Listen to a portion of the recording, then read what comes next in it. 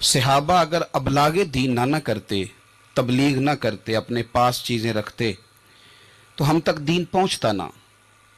انہوں نے بڑی ذمہ داری کے ساتھ، روایت حدیث کا معاملہ ہو یا حفظ دین کا، بڑی ذمہ داری کے ساتھ پھر ہمارے محدثین نے محنت کی اور کتابیں جمع کر کے ترتیب دے کے ہم تک پہنچائیں۔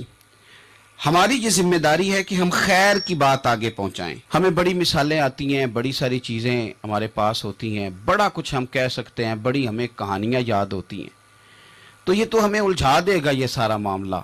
کیا یہ اچھا ہو کہ ہم جمعے والے دن اپنے خطیب صاحب سے جو حدیث سنتے ہیں اسے اچھے طریقے سے ذہن میں بٹھائیں، اور پھر پورا ہفتہ گھر کے اندر، بازار کے اندر، گلی کے اندر، دوستوں میں، بچوں میں جب بھی بیٹھیں تو اپنی بات مدینے والے رسول کی بات سے شروع کریں، اور آپ کو ذائقہ اتنا ملے گا کہ کسی نے حضرت ابو ہریرہ رضی اللہ تعالیٰ عنہ سے پوچھا تھا کہ آپ کو کیا شہد لگا ہوا ہے کہ ہر وقت لوگ آپ کے گرد بیٹھے رہتے ہیں، ہر وقت مجمع ہی رہتا ہے؟ کچھ لوگ ہوتے ہیں نا جی، وہ بیٹھ جائیں تو محفل ہو جاتی ہے، چلنے لگیں تو جلوس ہو جاتا ہے۔ کچھ لوگ ہوتے ہیں، تو کہا حضرت کون سا شہد ہے؟